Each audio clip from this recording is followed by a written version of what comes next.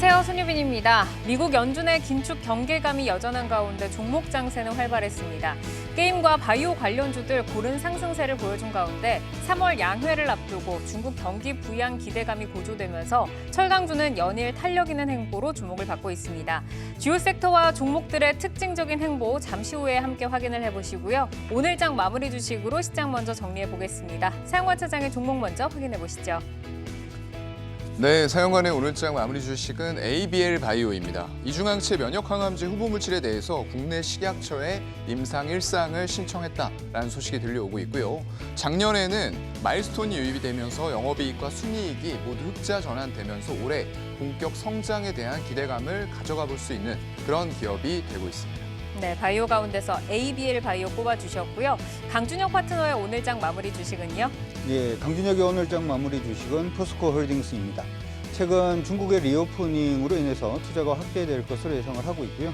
특히 이러한 인프라 투자는 중국뿐만 아니라 유럽이라든지 미국에서도 이루어진다는 점에서 올해의 성장성도 우리가 확보를 했다라고 볼 수가 있을 것 같고, 두 번째로는 리튬 광산의 상업 생산 자체가 올해부터 시작이 될 것으로 예상이 되고 있기 때문에 이 부분의 2차 전지에 대한 성장성에도 우리가 주목을 해볼 필요성이 있을 것 같습니다.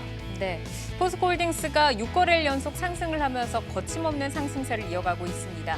본업인 철강 그리고 신성장 동력인 2차 전지의 동반 성장 행보를 앞으로도 지켜봐야겠고요. 정경민 차장의 오늘장 마무리 주식 들어보겠습니다. 네, 오늘장 마무리 주식은 NC소프트입니다. 환율에 따른 지수 부담이 개별적 순환매로 좀 나타나고 있는 상황입니다. 성장주의 가장 끝단에 있는 게임주와 바이오 대표 종목들이 눈높이를 맞추려는 움직임이 오늘 인상적이었는데요. 연속성 여부는 좀 두고 봐야겠습니다만 비어있는 수급에 작은 그런 매수세도 강하게 반응한다는 점을 감안한 매매가 필요한 시점이 아닌가 좀 생각됩니다. 오늘은 매매 관점에서 수급 논리로 풀어볼 수 있는 종목들 위주로 접근해 보도록 하겠습니다. 네, ABL 바이오와 포스코홀딩스 그리고 NC소프트까지 오늘장 정리를 해드렸습니다. 다양한 종목들의 이슈, 기술적 분석을 통해서 내일을 함께 열어갈 종목들 지금부터 확인해 보시죠.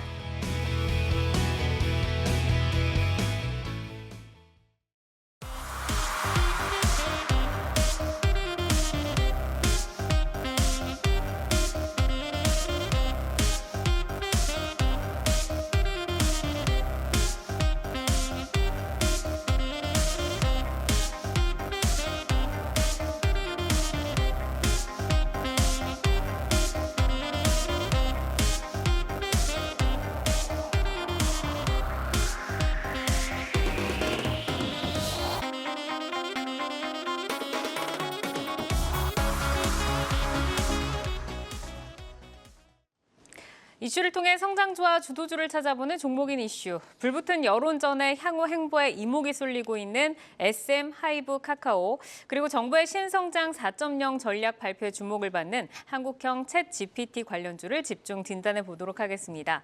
자, 먼저 SM 인수 전쟁입니다. 하이브 공개 매수에 대해 SM 경영진들이 반대 의견 표명서를 공시를 했고, 하이브는 공개 매수가의 상향 조정은 없다라고 밝히면서 카카오의 공개 매수 참전 여부가 초미의 관심사로 떠오르고 있습니다. 오늘 발표된 SM 지난해 실적 모든 사업 부문이 고르게 성장을 하면서 영업이익이 전년 대비 38.5% 늘어난 것으로 나타났습니다. 자, 이어서 한국형 챗 GPT입니다.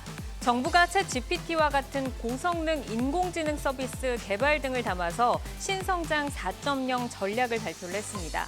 주요 핵심 과제를 살펴보면 국산 AI 반도체 기반 데이터 센터 구축 등이 거론이 되면서 한국형 챗 GPT 서비스 산업에 대해서 기대감이 고조가 되고 있는 상황인데요. 앞으로 주가가 어떻게 또 영향을 받을지 하나하나 살펴보도록 하겠습니다. 자, 먼저 SM 먼저 좀 질문을 드려볼게요. 현재 이제 주가가 오늘은 좀 약세로 흘러내리기는 했지만 그래도 12만 원을 이제 빠르게 좀 돌파를 한 이 상황에서 하이브의 공개 매수가에 대한 가격 메리트가 지금 소멸된 상황입니다. 이대로라면은 주당 12만 원의 공개 매수 실패할 가능성이 높다라고 좀 봐야 할지 아니면 추가적인 좀 조정을 받을지 강준혁 파트너께서는 어떻게 보세요? 그 부분에 대해서는 어떻게 보면 제가 점쟁이가 아니라서 확실하게 맞추기는 사실 좀 어렵습니다만은 최근 이제 그 공개 매수가의 상향 조정은 없다 이런 얘기가 일단 나오면서 시장 안에서는 하이브 주가, SM의 주가가 조금 급락하는 그런 모습들도 일단 좀 보이고 있기 때문에 제가 생각을 할 때는 뭐 여전히 하이브의 공개 매수 부분에 대한 시장 기대감은 여전히 좀 살아있다 이렇게 좀 여러분들이 생각을 하시고 보시는 것도 나쁘진 않을 것 같습니다. 향후 추이를 이제 계속해서 좀 살펴봐야 될 것으로 일단 예상은 하고 있는데 개인적으로는 뭐 카카오보다는 일단 SM 쪽이 조금 더 유리한 그러한 입장이 아닌가라고 생각을 하고 있습니다. 네, 이제 현 상황에서 말씀을 주신 것처럼 시장에 눈이 쏠려 있는 곳은 이제 카카오의 행보입니다. 카카오에 대한 제3자 유증무효 가처분 소송. 이때 이제 중대 고비가 될 것으로 보이는데 카카오가 공개 매수가를 상향을 하는 역공을 펼치게 될 가능성도 한번 좀 예상을 해보고요. 그리고 이제 만약 그렇게 된다면 주가가 또 영향을 받을 텐데 정경민 차장께 한번 들어볼까요? 네, 약간이 아니죠. 완전히 좀 진흙탕 싸움이 좀 되면서 결국에는 주청의 표 대결까지 가봐야 알겠다라는 이제 그런 좀 시장의 심리가 좀 녹아 있는 것 같아요. 최종 승리자는 뭐 그날이 되어봐야 알 수 있는 것이고 그런 노이즈가 만드는 주가는 뭐 공개 매수가 뭐 12만 원이다, 13만 원, 3만 원이다 뭐 크게 영향을 받지 않을 가능성도 있기 때문에 저는 뭐 주가가 어디로 튀어도 이상하지 않은 이제 그런 상황이 아닐까. 과거에 이런 경영권 분쟁이 있었던 이제 그런 사례들을 봤을 걸 보면은 주가가 어디로 튀어도 이상하지 않은 그런 상황이 아닌가 싶습니다. 저는 이미 역공이 서서히 좀 시작됐다라고 좀 판단을 하고 있는데요. 오늘 하이브가 제시했던 공개 매수 가격 12만 원 주가는 물론 뭐 주주 가치를 뭐 훼손하는 것이 또 어떻고 또 뭐 사업 역량에 대한 악화 우려도 좀 언급을 하면서 약간 좀 심리전으로 좀 몰아가는 이제 그런 모습이 어느 정도 좀 눈에 띄었고요. 네.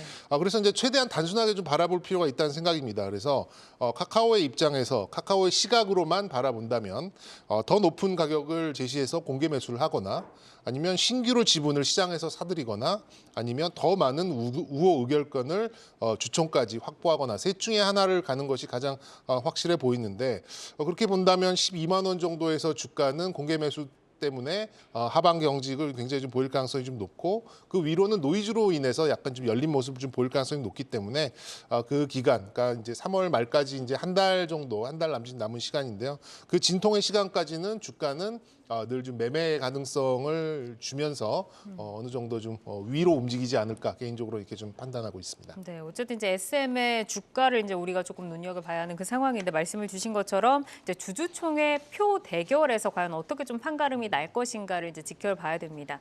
뭐 이제 이를 염두에 둔 SM 현 이사회 그리고 이제 하이브 측의 주주 친화책이 이제 이미 좀 제시가 된 상태인데 말씀을 주신 것처럼 이미 이제 SM 측에서는 하이브의 공개 매수가에 대해서 뭐 주주이익 훼손이다 하면서 좀 심리전을 펼치고 있는 상황이고 그러면 주주의 표 대결로 갈 경우에는 하이브냐 카카오냐 어느 쪽이 좀 유리하다라고 좀 바라보실까요, 강준혁? 글쎄요, 저는 그런 생각이 드는데 SM의 현 이사회가 하이브 측의 12만 원이 주주 가치를 훼손한다 이렇게 얘기를 하면서 카카오한테는 왜 9만 원에 넘기려고 했는지도 약간 좀 의문이긴 합니다. 그리고 네. 두 번째로 아까 지분 인수 부분에 있어 가지고 그러면은 카카오 측에서 이제 SM의 지분을 하이브가 제시했던 가격권 이상으로 사줄 가능성 아마 이제 카카오가 이쪽에 쓸 실탄 자체가 제가 알기로는 1조 2천억 정도 일단은 예상을 하고 있는데 하이브가 이번 공개 매수까지 해서 사용하는 금액이 1조 1천억 정도 됩니다. 어차피 차이가 그다지 크지가 않기 때문에 네. 이쪽 상방 열려 있는 부분은 제가 생각할 때는 좀 제한적이지 않을까 이렇게 생각이 들고요. 두 번째로 우리 지금 카카오 원래 이제 현 카카오 행정부 아니죠?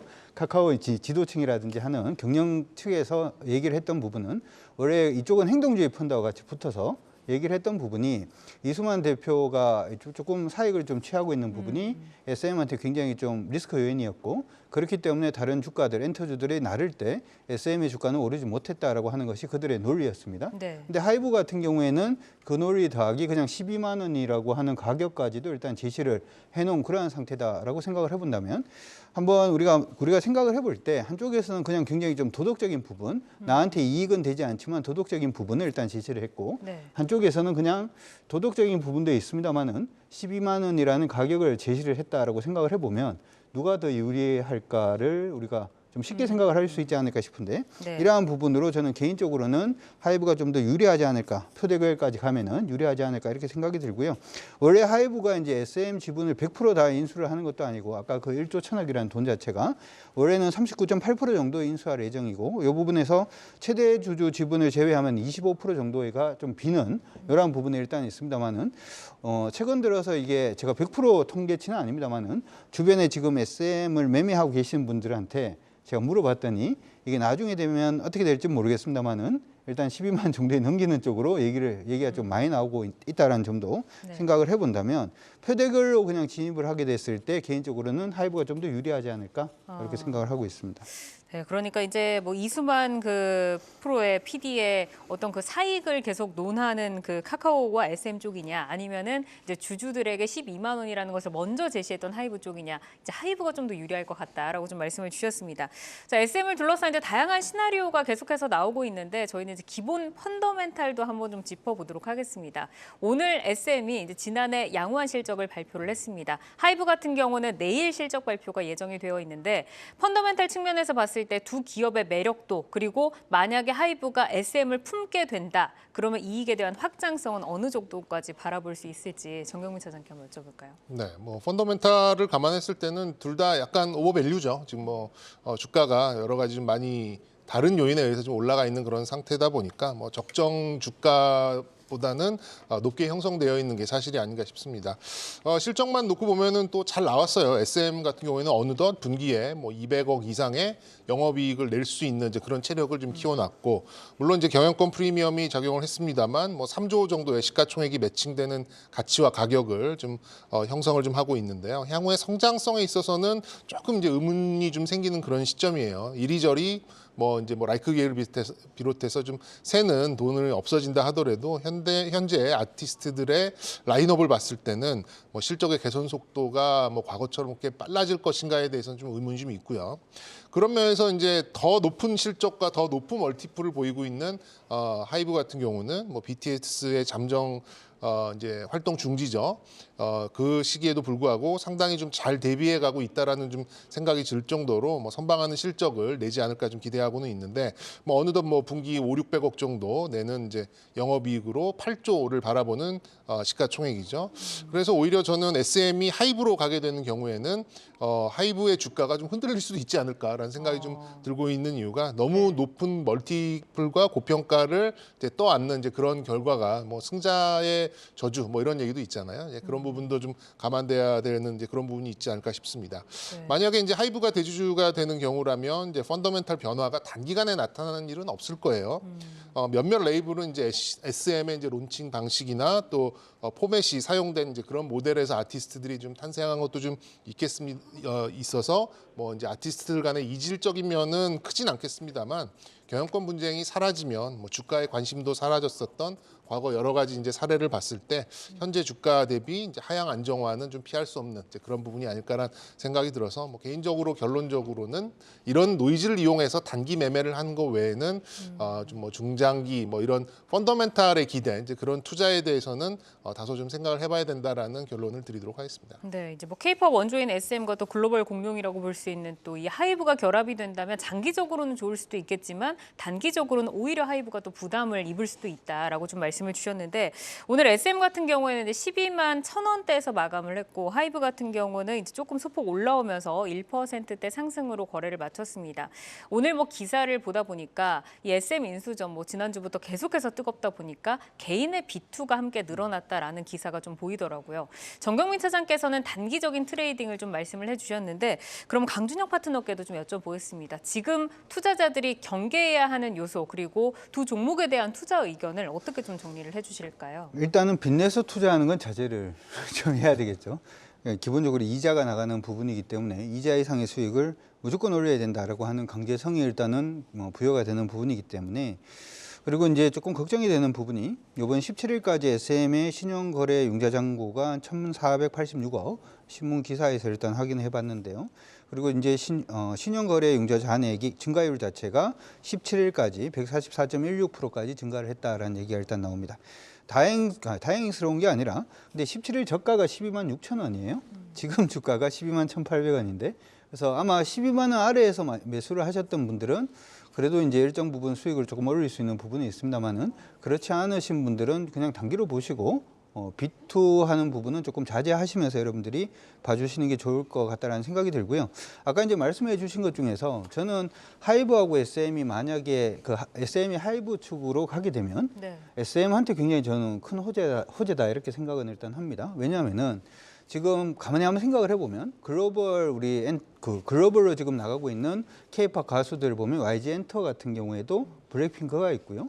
그다음에 JYP 같은 경우에도 뭐 나름 있다라고 하이브는 역시 있고, 근데 SM 같은 경우에는 에스파를 제외하고는 특별하게 보이지가 않아요. 근데 가수 라인업이라든지 아니면은 뭐 지금 가수뿐만 아니라 뭐 여러 연출인이라든지 아니면 연기자 같은 경우에도 SM은 굉장히 많거든요. 근데 이 라인업 자체를 제대로 활용을 못 하고 있는데, 하이브 같은 경우에는 어떻게 보면 국제적인 디렉터라든지 하는 부분을 많이 알고 있죠. 그러다 보니까 BTS가 문제가 생겼다라고 얘기를 하니까 바로 뉴진스가 나오는 저력을 일단 보여주는데, 이러한 부분 자체가 어떻게 보면 라인업이 많은 SM에서 그 부분이 더 많이 나올 수도 있다라고 저는 생각을 하기 때문에, 개인적으로는 사실 하이브를 엄청 밀었습니다. 하이브를 엄청 밀다가 이번 SM 사태가 벌어지고 난 다음에 갑자기 물음표가 머릿속에 큰 게 한 개 지금 박혀 있는 상태고, 아마 이게 하이브 쪽으로 넘어가는 그런 모습이 보이면 아마 SM한테는 더욱 큰 호재가 전 되지 않을까 이렇게 생각이 들고, 만약에 카카오 쪽으로 넘어가는 그러한 형태가 보여지게 되면 카카오한테 저는 호재가 되지 않을까 이렇게 생각이 좀 듭니다.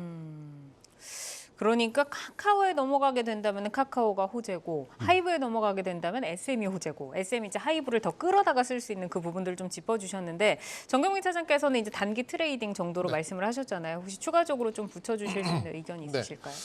SM은 역시 이제 매매의 시각이죠. 그래서 지금 이제 어떤 일정을 좀 잘 좀 체크해 볼 필요가 있어요. 그래서 3자 배정 납입일이 이제 3월 6일입니다. 그리고 그 이제 3자 배정의 그 상장일이 이제 3월 24일이 되겠고요. 최종 주총이 이제 3월 말일이 좀 되겠죠.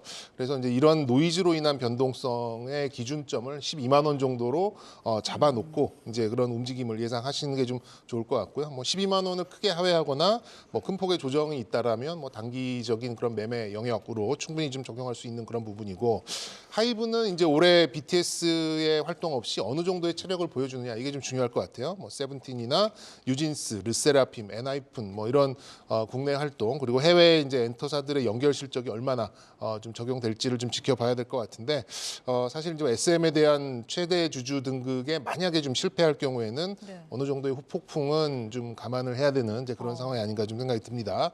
그래서 뭐 결론적으로 말씀드리면 SM은 단기적으로 주가 왜곡이 될 수 있으니 딱 요 재료로만 단기 매매를 하시는 게 좀 좋을 것 같고, 하이브는 저는 뭐 한 17만 원에서 한 22만 원 그 사이에 박스권 대응이 어떨까라는 뭐 말씀을 좀 드리고 싶습니다. 네, 강준혁 대표님이 이제 원래 하이브를 좀 계속 미셨다고 해서 제가 네. 추가적으로 좀 질문을 드려보고 싶은데, 하이브가 이제 SM의 이 인수전에 뛰어들기 전에는 주가가 사실 탄탄하게 계속 잘 올라가고 있는 그쵸, 중이었잖아요. 근데 여기에서 지금 무너져서 17만 원 박스권까지 나오니까 네. 거기까지 밀릴 수 있을까요? 사실 SM을 제외하고도 잘 가고 있던 주가가 지금 어떻게 보면 그 폭풍에 좀 들어간 것 같은데 어떻게 보시나요? 제가 이제 그 사실 이제 우리가 뉴진스에 대해 가지고 우리나라에서 얘기하는 것보다 글로벌에서 얘기하는 게 굉장히 인기가 높게 얘기를 많이 합니다. 거의 뉴진스요? 이제 블랙핑크가 걸어온 길을 굉장히 이게 압축을 해서 지금 걸어가고 빠르게 있다. 쫓아가고 예, 빠르게 쫓아가고 있다. 네. 이렇게 얘기를 하고 있고, 자 유튜브라든지 이런 데 보니까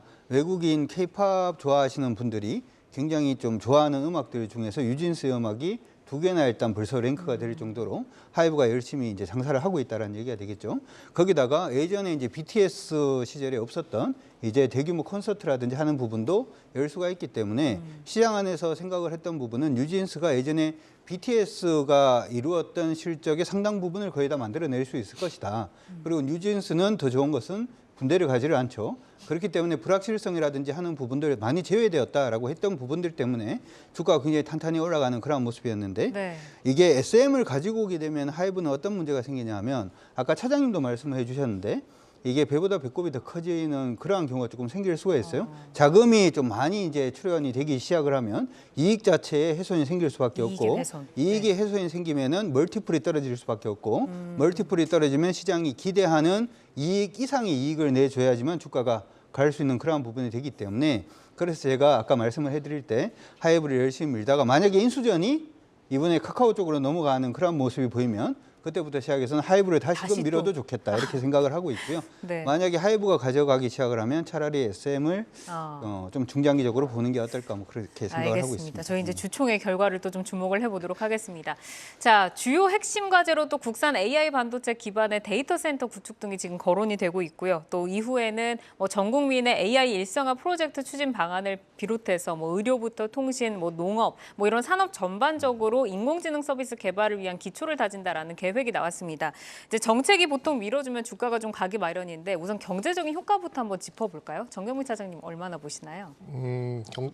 일단은 글쎄요, 뭐 많은 뭐 데이터들을 이제 뭐 이용해서 이제 결론을 좀 내야 되는 이제 그런 상황이다 보니까 네. 아직도 이제 지식산업 관련돼서는 이제 속된 말로 이제 밥그릇 싸움이 좀 많이 될 수밖에 없는 상황이에요. 그래서 이해관계가 좀 복잡하기 때문에 곧바로 이제 사업 모델로 발전하기에는 상당한 좀 한계가 좀 존재하지 않을까 이렇게 좀 생각이 들고, 뭐 대표적으로는 아마도 이제 뭐 의학 쪽이 좀 굉장히 많이 좀 반발을 많이 하고 있는 걸로 좀 알고 있는데, 그런 이제 업종에서 이제 참고용 혹은 이제 보조 역할로는 사용할 수 있겠죠. 오늘 또 나온 뉴스로는 영상의학 쪽에서 좀 도입을 할 수도 있다, 뭐 이런 얘기도 좀 네. 나왔잖아요.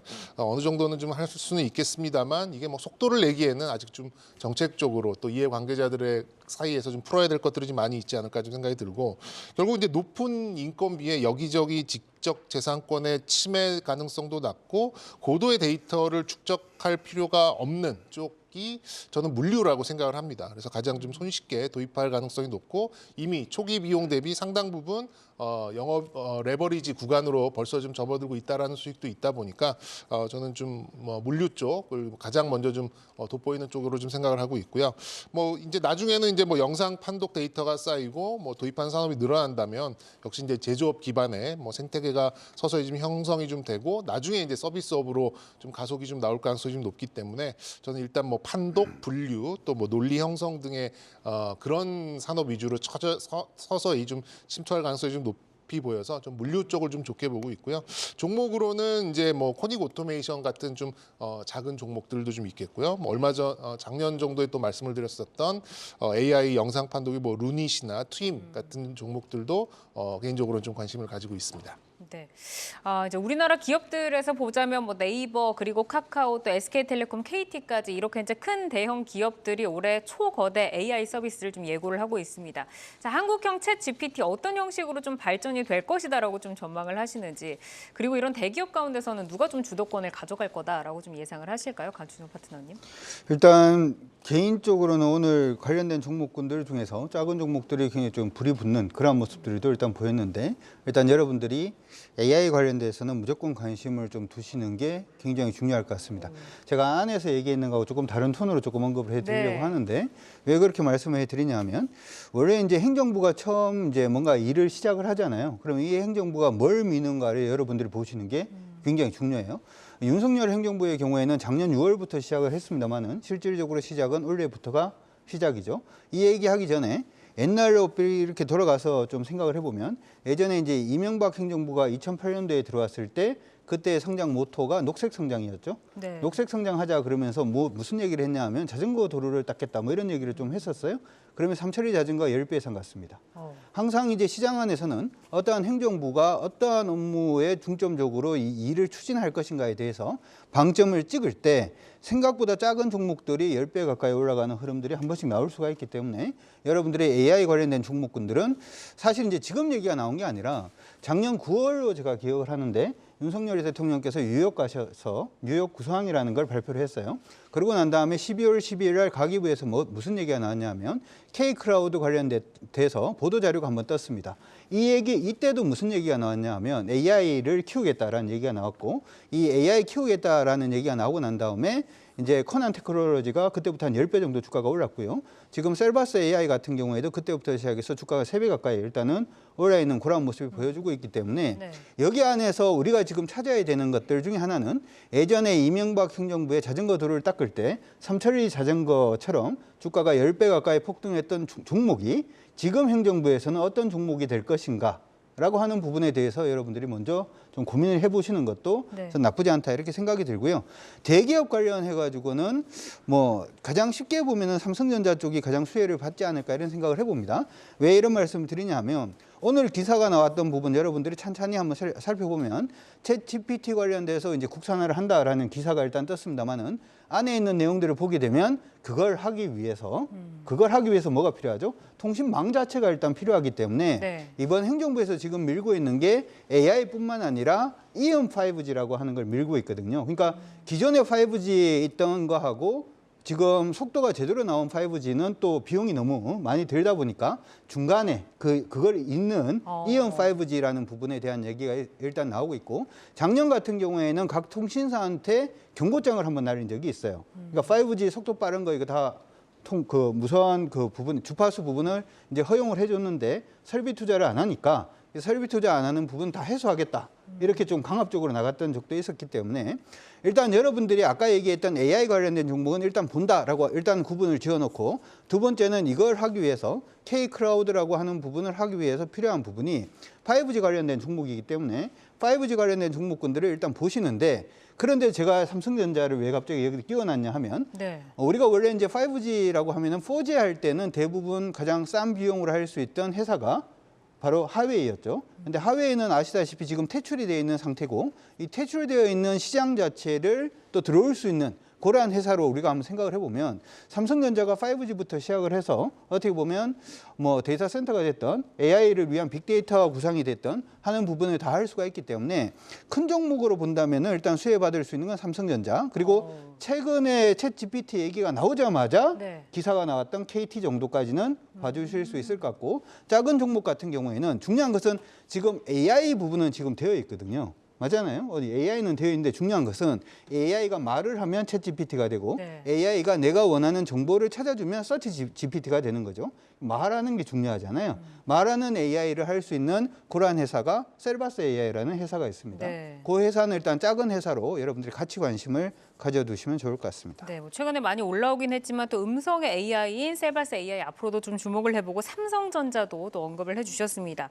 자, 이제 뭐 녹색 선장으로 삼천리가 10배를 갔다, 제2의 삼천리를 저희는 이제 앞으로 찾아봐야 되는데 계속해서 내용을 좀 들으면서 이제 찾아보도록 하고, 그리고 이제 정경민 차장님께 여쭤봤던 게 이제 새로운 시장이 지금 열리는 거잖아요. 그와 관련해서 이제 뭐 인터넷 데이터 센터라는 이름이 새롭게 좀 등장을 했어요. 이 부분 관련해서 내용을 좀 더 들어볼까요? 네, 이 테마에서 산업으로 이제 진화를 할 때 가장 결정적인 그 변동 요인은 현금 흐름입니다. 과연 여기에서 현금 흐름이 존재하느냐, 아니면 돈을 많이 벌 것 같은 생각만 있느냐. 그러면 주가는 당연히 돈을 많이 벌 것 같은 아이디어가 모였을 때 훨씬 큰 에너지가 나오겠죠. 뭐 메타버스, 뭐 P2E 게임, 뭐 예전에 뭐 한 7, 8년 전에 바이오, 뭐 정말 뭐 수십조, 수백조를 벌 것 같습니다만 현금 흐름이 딱 생기고 나면 에이 별거 아니나 이렇게 좀 바뀌어 버리잖아요. 그러면서 이제 밸류에이션이 되고, 그러면서 이제 주가가 형성되면서 과거에 나왔었던 그런 주가가 이제 후퇴하는 이제 이런 흐름을 좀 보이는데, 저도 뭐 이 AI도 뭐 크게 다를 것 같지는 않습니다. 지금은 정말 수천조 뭐 이렇게 뭐 벌 것 같은 이제 그런 산업으로, 뭐 물론 뭐 나중에는 그렇게 되겠습니다만, 지금은 이제 너무 좀 앞서가 있는 이제 그런 아이디어들이 시장에서 좀 충돌을 하면서 굉장히 좀 강한 시세를 좀 만들어내는 것 같은데요. 현실적으로 만약에 정부가 정책적으로 이걸 끄집어 들어간다라고 하면, 저는 이제 아무래도 요즘 이 건설 경기 쪽도 많이 좀 약해져 있는 상태다 보니까 IDC 쪽으로 새로운 하나의 시장을 만들려 하지 않을까라는 생각을 좀 가지고 있고, 실제 저희 이제 증권사들이 이런 쪽에서 어떤 이제 자금 유통을 위한 이제 그런 움직임이 좀 빨라지고 있다라고 좀 말씀드릴 수 있을 것 같아요. 네. 그래서 뭐 지금 뭐 누가 뭐 나중에 지금 이메일 누가 쓴다고 돈 내진 않잖아요. 근데 그렇죠. 이제 처음에는 막 그런 것들부터 해서 나중에 이메일에 돈을 받기 시작한다면 이 뭐 이런 좀 기대감들이 좀 많이 있었는데, 저는 뭐 AI의 보급이 확산이 되면 저는 뭐 수익성을 하락하는 이제 그런 구간도 생각보다는 빠르게 오지 않을까 좀 생각이 듭니다. 결국 현금 흐름이 많은 이제 그런 상거래 쪽에서 저는 뭐 수익원을 찾게 되는 이제 그런 움직임이 빨리 나가지 않을까 좀 생각이 들고, 뭐 이제 후문, 이것도 루머입니다만 이번에 이마트 쪽의 실적이 굉장히 안 좋았잖아요. 이제 실적이 좀 안 좋게 나왔었는데, 나중에는 정말 다 새벽 배송으로 바꾸고 지금 있는 이마트를 다 창고로 바꿀지도 모르겠다, 뭐 이런 우스갯소리가 나올 만큼 약간의 이제 유통 혁명이 이제 이 뭐 AI와 또 이런 뭐 IDC와 또 이런 것들이 좀 만나게 된다면 다른 이제 그런 시장을 좀 만들어내지 않을까, 개인적으로 그렇게 좀 생각을 하고 있습니다. 네.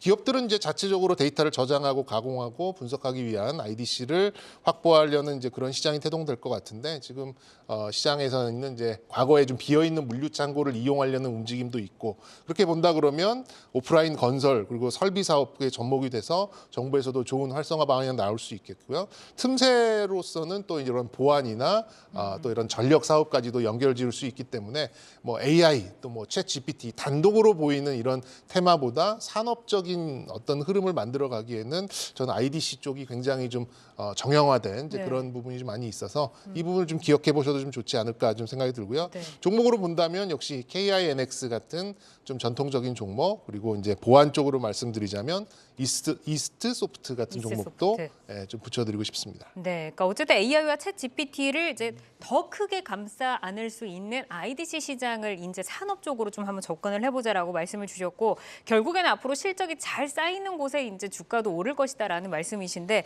지금 좀 많이 올라왔잖아요. 그럼 이제 강준혁 대표께 네. 조금 유의를 해야 하는 부분도 좀 듣고 갈게요. 유의해야 되는 부분은 매매를 잘 하셔야 됩니다. 아까 이제 예를 어렵죠. 들어서 삼천리 자전거 얘기를 좀 해드렸는데 등락폭이 장난이 아니었거든요. 그때도 10배 올라갈 때 중간에 뭐 좀 오르다가 한 30, 40% 정도 빠졌다가 또 뭐 또 올라가다가 또 한 30, 40% 정도 빠졌다가 한 6개월 정도 옆으로 행보했다가 막 이게 막 그 단순한 트레이딩의 마음으로 접근을 했다가는 굉장히 좀 힘들어지는 그런 경향이 있으니까 참고는 일단 하시고 챗GPT 부분은 사실은 미국에서부터 이제 열풍이 불었잖아요. 근데 최근에 마이크로소프트라든지 구글 같은 경우에 가치 주가가 좀 하락을 해주고 있는 모습이 나타나고 있고요. 가장 이제 승자다라고 얘기를 하는 부분이 엔비디아인데 엔비디아에서 지금 미국에서는 투자 의견 조금 하향하는 그런 리포트도 좀 나오고 있으니까 일단 매매 부분을 잘해야 된다. 트레이딩 관점으로 지금은 접근을 좀 하시는 게 바람직하지 않을까 싶습니다. 네, 결국 경계해야 된다, 어렵다, 좀 보수적이다 정도로 좀 정리를 좀 해볼 수 있을 것 같습니다. 자, SM 인수전 그리고 한국형 챗 GPT 성장 수혜주 진단을 들어봤습니다. 기회를 잘 포착하시면서 상향될 수 있는 종목을 좀 선점을 해 나가시기를 바랍니다.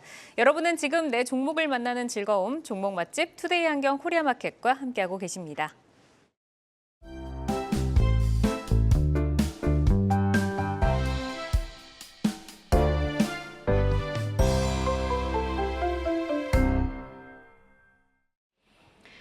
주식창 조회수를 통해 투자자분들의 관심 종목 만나보는 조회수 업앤다운 시간입니다. 오늘 올라온 종목 화면으로 먼저 만나보겠습니다. 급락 하루 만에 급반등에 성공한 에코프로, 그리고 철강 시황 회복 기대감에 2차 전지 모멘텀까지 부각되며 6거래 연속 상승세를 이어가고 있는 포스코 홀딩스도 보이고 있습니다. 그리고 두산 에너빌리티, MDS테크, 성우하이텍 등이 올라와 있는데요. 오늘은 코스모화학, HLB 그리고 피코그램 만나보겠습니다. 먼저 HLB부터 보겠습니다. 주력 사업인 바이오, 헬스케어 사업 부분에 집중을 하고 선박 부분은 물적 분할하겠다고 밝혔는데요. 바이오 역량 강화 기대감에 급등하면서 오늘 상한가로 마감했습니다. 이어서 코스모 화학 보겠습니다. 신성장 동력으로 낙점한 폐배터리 재활용 부분 성장성이 주목받고 있습니다. 외국인과 기관의 동반 매수세가 이어지면서 4거래 연속 상승세를 이어가고 있는데요. 오늘 52주 신고가를 다시 썼습니다. 오늘 주가는 6% 상승하면서 마감을 했고요. 계속해서 피코그램 보겠습니다. 정부가 원전 기술 개발과 수출 확대에 적극 나설 것이라는 계획을 발표한 후 원전 관련주로 시장의 관심을 받고 있습니다. 오늘 주가는 10% 상승하면서 9,450원에 종가를 형성했네요. 네, 그럼 먼저 HLB부터 사영관 차장님과 살펴보겠습니다. 보통 물적 분할은 주가에 반가운 이슈만은 아닌데요. 이번 물적 분할은 바이오 사업의 역량 강화로 평가되면서 긍정적으로 작용을 하는 모습입니다. 이번 물적 분할의 의미 그리고 향후 주목할 모멘텀부터 짚어볼까요? 네, 일단 HLB 사명 혹시 뭐의 약자인지 아시나요? 아까 살짝 말씀을 주셨는데 네, 현대라이프 보트예요. 네, 보트입니다. 보트, 선박. 이게 지금 75년도에 설립된 현대그룹의 선박 자회사인 경일 요트가 이렇게 이름을 현대라이프 보트로 바꾸면서 그게 HLB로 또 사명이 바뀐 겁니다. 그래서 기본적으로는 이제 선박 쪽에 사업을 하고 있다라고 생각하시면 될 것 같고요. 다만 선박은 점점 더 줄어들었어요.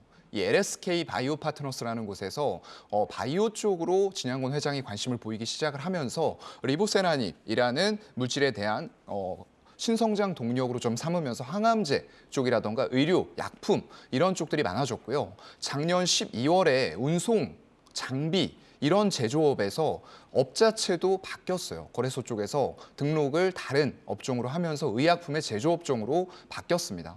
작년 3분기 기준으로 봤을 때 일단은 보트라던가 선박 이런 쪽 관련된 매출은 3분기 기준으로 9% 미만으로 내려왔기 때문에 여기서 이걸 더 이상 이쪽에 담아놓고 밸류로 깎일 이유가 없다라고 판단을 한 것 같아요. 그렇다 보니까 일단은 물적 분할을 해서 비상장사로 남겨놓고 바이오에만 집중하겠다라는 전략을 펼치면서 오늘 굉장히 강한 시세가 일단 나왔어요. 항암제 쪽이 성장을 계속 고성장을 하는 것도 사실이긴 합니다. 2030년까지 보게 되면은 연평균 13% 성장이 기대가 되긴 하는데 일단 여기에서 확실하게 나와야 되는 것들은 결국에는 임상의 성공이라던가 기술 수출이 이루어져야지만 숫자가 나타난다라는 점에 대해서는 우리가 조금은 주의할 필요도 있을 것 같습니다. 네, 오늘 이 소식에 단번에 21선과 61선 위로 올라오면서 상한가로 마감을 했습니다. 그러면 이 물적 분할 이슈를 단기 재료로 봐야 할지 아니면 반등 전환의 신호탄으로 네. 보고 대응을 해도 좋을지 어떻게 보실까요? 일단은 바이오 쪽이 오늘 아까 말씀해 주신 것처럼 분위기는 굉장히 좋았어요. 근데 일단은 단기 이슈로 보는 게 맞지 않을까 싶고요. 오늘 굉장히 강한 시세가 나왔는데 외국인들이 700억 가까이 매수하는 모습이 나타났습니다.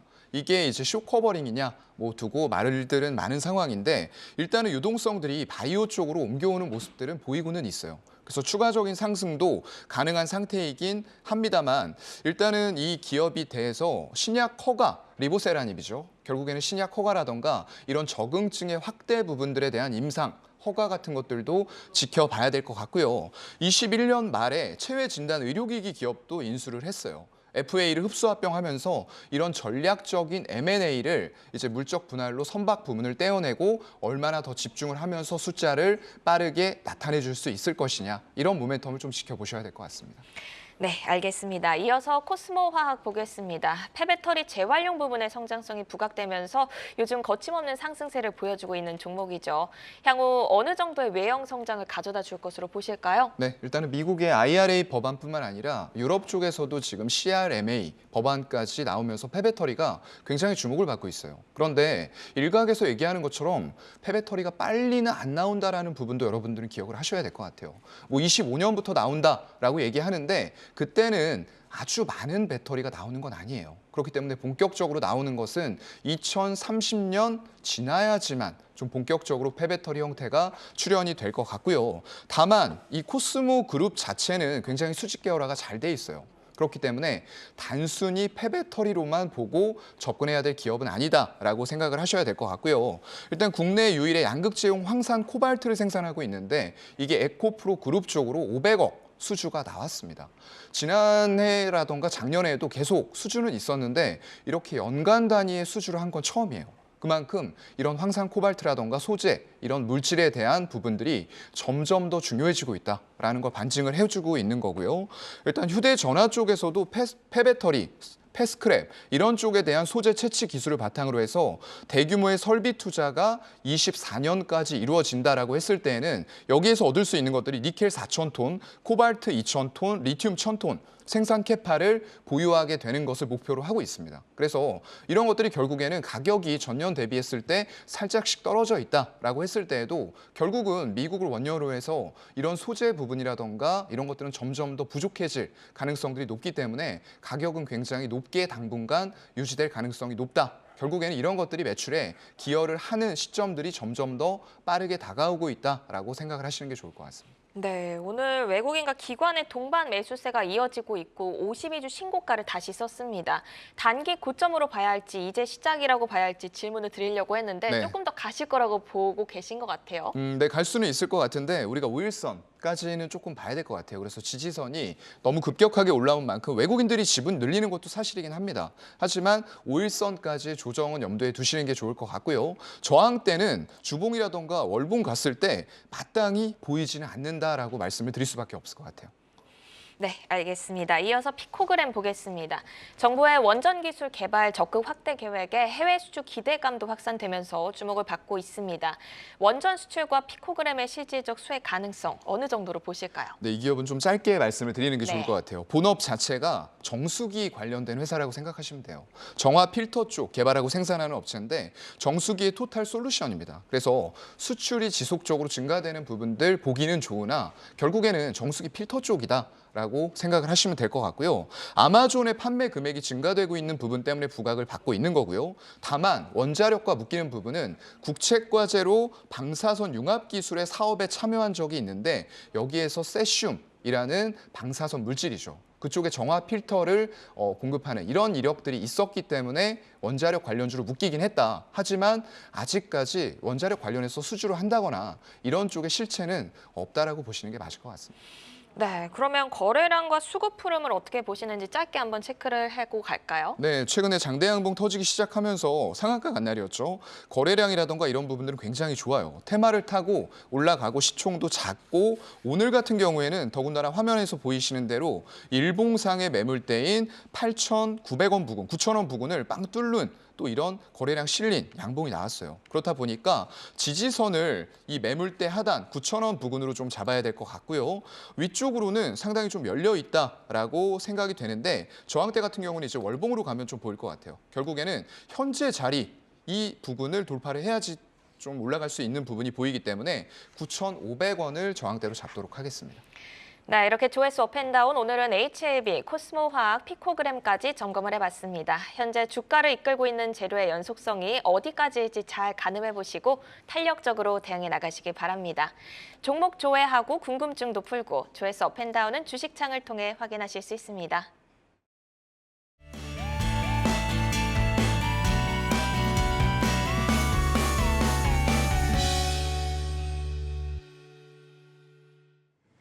오늘 시장에서 울고 웃었던 다양한 종목 이슈들 만나봤습니다. 많은 종목들 가운데 내일을 여는 유망주는 어떤 종목이 될지 전문가 세 분의 내어주 화면으로 확인을 해보도록 하겠습니다.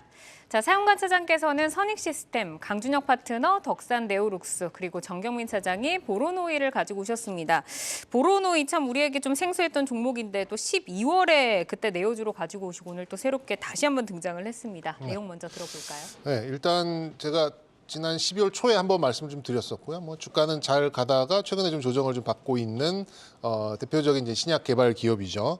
오늘 그 코퍼레이트 데이 뭐 IR 행사도 굉장히 좀 잘 했던 걸로서 제가 좀 전해 들었었는데 사실 저는 2월 달에 좀 바이오에 한번 좀 기회가 올 줄 알았어요. 올 줄 알았는데 뭐 생각보다는 좀 약한 모습 이 좀 나와서 좀 안타까웠는데요. 일단 다양한 이제 적응증의 정밀 표적 치료제를 연구하는 그런 기업이고 일단 기존의 4번의 기술 수출, 소위 이제 라이센스 아웃이라는 경험이 좀 있고요. 뭐 전 임상과 일상 단계에서 기술 이전을 추구하는 다른 그러니까 전략을 좀 가면서 다른 좀 바이오 기업들하고는 좀 차별화된 이제 그런 전략을 좀 가지고 있습니다. 빠른 연구 단계에서 성과를 좀 도출하는 이제 그런 특징을 가지고 있고요. 파이프라인은 이제 기존의 뭐 폐암, 유방암, 그리고 고형암 등의 이제 후보 물질이고 국내외 뭐 기업의 이제 전임상과 일상 단계에서 나름 큰 규모의 좀 기술 수출이 있었고요. 이 중에 한 2곳 정도는 나스닥의 이제 바이오 기업으로 뭐 빅파마는 아닙니다만 초기 단계의 좀 기술 수출 전략이 좀 잘 먹히고 있다 이렇게 좀 평가할 수 있겠습니다. 현재 뭐 기술 수출 마일스톤 규모만 뭐 2조 한 7천억, 8천억 정도 되는 이제 그런 수준이어서 향후에 좀 증가할 걸로 좀 기대를 좀 하고 있고 특히 이제 그 나스닥에 있는 지금 오릭 파마슈티컬의 이제 라이센스 아웃을 했었던 비소세포 폐암 치료제는 이제 뇌혈관 투과 기소, 그러니까 뇌 전이를 막는 효과를 좀 입증을 하고 있어서 추후에 좀 이제 뇌 질환, 알츠하이머 같은 뇌 질환의 좀 치료제로서에도 확장성을 좀 가지고 있는 잠재력을 좀 가지고 있습니다. 플랫폼 기술로 좀 발전을 한다면 뭐 다른 적용증에서도 임상 실험이 좀 가능하다라는 좀 장점을 좀 가지고 있고요. 이제 라이센스 아웃에서 이제 했었던 이 기술, 그러니까 이런 중간 결과를 1분기 내, 그러니까 3월 달 내에 발표하기로 하면서 실험 결과에 대한 약간 자신감을 또 표출하는 그런 좀 계기로 좀 볼 수가 있겠고 현재 뭐 2조가 넘는 라이센스 아웃의 규모로 봤을 때는 지금 뭐 3천억대 중반 정도의 그런 이제 밸류는 바이오 시장만 조금 개선된다면 저는 뭐 나름대로 어렵지 않게 좀 다시 주가에 적어도 이 IPO 했을 때 공모했을 때 공모가인 4만 원 정도는 회복하지 않을까라는 좀 아이디어를 좀 드리고 싶어서 오늘 다시 한번 보로노이를 좀 선택을 해봤습니다. 네, 지금 뭐 바이오가 생각보다 조금 약한 모습을 보이고 있긴 하지만 표적 항암 치료제 기업이고 기술 수출도 굉장히 잘해가고 있어서 에로도 더 기대를 해볼 수가 있고 3천억대 중반까지 좀 말씀을 하셨는데 차트와 함께 조금 더 자세하게 가격 전략을 들어볼까요? 네, 아직 뭐 1년이 안 된 기업이다 보니까 아까 말씀드린 대로 공모가를 아직 회복하지는 못했어요. 제가 이렇게 좀 옆으로 좀 그어놓은 그 4만 원 선이 좀 공모가 부분인데요. 이제 뭐 서서히 좀 저점을 올리고 있는 부분입니다. 물론 뭐 최바닥 대비는 많이 올라왔다라고 할 수는 있습니다만 최근에 받았던 이런 좀 저항권을 좀 살펴보면은 지지를 받았던 데에서 좀 지지를 좀 받지 않았나 좀 생각이 좀 들고 또 시황에 따라서 일부 뭐 3만 원 중반에서는 또 막히는 모습이 좀 나왔었는데 최근 들어서 좀 횡보하는 모습이 뭐 저는 뭐 나쁘지 않은 모습인 것 같아요. 그러면서 오늘 좀 코퍼레이트 데이를 맞이하면서 회사의 비전을 새로 발표하는 그런 날에 또 횡보하는 국면에서 좀 반등이 좀 들어오고 기관과 외국인들도 수급이 좀 유익되는 그런 상황이라면 그리고 일정상 3월 달에 좀 결과 발표에 대한 기대감도 좀 있다라면 뭐 저는 뭐 전고점 정도 3만 원 중반 이상의 전고점 정도는 열어놓고 좀 보셔도 좋을 것 같고 만약에 조금 더 기대를 한다면 말씀드린 대로 4만 원 선 이 공모가 정도까지의 회복을 좀 기대해 볼 수 있는 그런 주가의 위치가 아닌가 싶습니다. 네, 알겠습니다. 자, 이어서 강준영 파트너의 종목으로 넘어가 볼 텐데요. 덕산 네오룩스를 가지고 오셨습니다. 네. OLED에 다시 한번 좀 바람이 불어오나요? 좀 성장 모멘텀부터 들어볼까요? 예, 일단 제가 제 유튜브 채널을 통해서도 이제 OLED 관련된 종목군들 최근 들어 좀 언급을 해드리고 있는데 사실 이제 덕산 네오룩스뿐만 아니라 대부분 이제 OLED 특히 OLED 소재 관련된 종목군들 위주로 해서 여러분들이 좀 관심을 가져두시는 게 어떨까라는 생각이 오늘 한번 가지고 왔습니다. 사실 이제 덕산 네오룩스의 경우에는 주가가 7만 6천 원 언저리부터 시작을 해서 2만 8천 원 언저리까지 주가 크게 좀 하락하는 그런 모습이 일단 있었는데 이 하락하는 이유 자체는 사실 이제 애플의 물량 중에서 많은 부분이 일단 BOE 중국으로 좀 넘어갈 가능성이 높다라는 리스크가 일단 하나가 있었죠. 이 부분은 이제 크게 리스크가 되지 않는다라고 이제 좀 밝혀졌기 때문에 주가가 이만큼 빠질 이유는 없었다라는 게 일단 시장의 일반적인 중론이 되고 있지 않나 이렇게 생각이 들고요. 두 번째로는 일단 삼성 디스플레이 관련된 악재도 하나가 있었습니다. 단가 인하 부분에 대한 악재 부분이 일단 있었는데 이러한 부분도 크게 우려가 이제는 할 필요가 없다라는 쪽으로 이전의 우려 자체를 일단 대부분 다 해소를 했기 때문에 주가가 다시 한 번 더 위로 올라갈 가능성이 높지 않을까 이렇게도 생각이 들고요. 마지막으로 한 가지 말씀을 해드리면 OLED 관련된 종목군들에 대해서 우리가 관심을 가져둬야 되는 부분이 이전에는 대형 TV 관련된 부분이라든지 아니면 단순히 노트북이라든지 하는 부분에 우리가 좀 관심이 많았어요. OLED 사용하는 부분이 그런 부분이었고 그렇기 때문에 중국의 리오프닝 관련해서도 이쪽이 일단 수혜를 받는다라고도 생각을 합니다만은 최근 들어서 이제 타타 자동차라고 하는 상용차, 화물차가 나왔는데 여기에 이제 그 속도계하고 이걸 보니까 지금 화물차면 보통 아날로그로 이게 만들어져 있어야 되는데 이러한 부분도 전부 다 LCD라든지 이런 화면으로 지금 대부분 바뀌고 있다는 점 일단 생각을 해본다면 이 OLED의 어떤 성장이라고 하는 부분이 예전에 단순히 컴퓨터라든지 하는 부분을 일단 넘어설 가능성이 높다 이렇게 생각이 들어서 관심 있게 봐주시면 좋을 것 같습니다. 네, 가격 바로 얼마까지 좀 볼까요? 예, 가격은 현재 이제 추세를 조금 돌파를 해주고 있는 그런 모습이 일단 나타나고 있기 때문에 다시금 이쪽으로 좀 열리고 있는 그런 모습이 아닌가 이렇게 생각이 들고요. 목표가 5만 500원, 이탈가 3만 9,600원 제시해드리도록 하겠습니다. 네, 이어서 사용한 차장의 종목으로 바로 넘어가 보겠습니다. 소닉 시스템, 메타버스 관련주긴 하지만 역시 OLED 관련 종목인데 스토리와 또 전략까지 한꺼번에 들어볼까요? 네, 메타버스 요즘에 좀 잠잠하죠. 그런데 이제 우리가 들어가야 될 진입 시점이 이런 것들인 것 같아요. 성장성과 모멘텀을 갖추고 테마가 형성이 됐는데 여기에서 주가가 좀 잠잠할 때 미리 들어가서 선점을 하자 자리를 그런 의도로 좀 봐주시면 좋을 것 같고요. 최근에 삼성전자도 뛰어들었습니다. 퀄컴과 구글과 XR 동맹을 발표를 했죠. 그러면서 이 기업 같은 경우에는 소형 OLED 증착기 시장에서 독보적으로 전 세계 마켓 쉐어 1위를 가져가고 있는 그런 기업입니다. R&D 쪽과 물질 공급용 양산을 위해서 중소형 증착기 시장 점유율이 80% 이상이다라고 보시면 되고요. 대형 증착기 양산도 가능한 업체들이 일본의 캐논도키, 뭐 잘 아시는 기업이죠. 거기다가 선익 시스템 이런 기업들밖에 없어요. 그렇다 보니까 일본의 독점적인 지위를 깰 수 있는 국산화에 성공할 수 있는 이런 기업이다라는 포인트도 같이 보시면 좋을 것 같고요. 중국 정부한테 지금 디스플레이 쪽이 굉장히 밀리는 그런 상황이에요. 그렇다 보니까 업계 쪽에서 정부 차원으로 좀 지원이 들어올 것으로 기대가 되고 있고요. 삼성 디스플레이와 덕산 네오룩스, BOE, CSOT 같은 고객사들을 다양하게 보유하고 있다라는 강점을 보시면 될 것 같습니다. 네. 가격은 일단은 일봉상에서는 우리가 좀 움직이기 전에 현재가 부근부터 121선이죠. 한 19,000원 초반대까지 열어놓고 매수 가능하실 것 같고요. 모멘텀이 붙어서 올라간다라고 했을 때는 주봉상에서 여기 보이시는 26,000원 언더에서 수익 실현 한번 하고 가도록 하겠습니다. 네, 알겠습니다. 자, 오늘 내일을 여는 유망주로는 정경민 차장의 보로노이와 강준혁 파트너 덕산 네오룩스 그리고 사양관 차장의 선익 시스템까지 만나봤습니다. 유튜브에 내어주 검색하시면 프로그램 다시 보실 수 있으니까요. 한 번 더 돌려보시면서 포트 전략 체크를 해보시기를 바라겠습니다. 함께해 주신 정경민 IBK 투자증권 판교 WM센터 차장, 강준혁 와우넷 파트너, 사양관 교보증권 여의도영업부 차장 좋은 말씀 고맙습니다. 종목 맛집 투데이 한경 코리아 마켓 여기서 인사드리겠습니다. 저희는 내일 다시 찾아오겠습니다. 고맙습니다.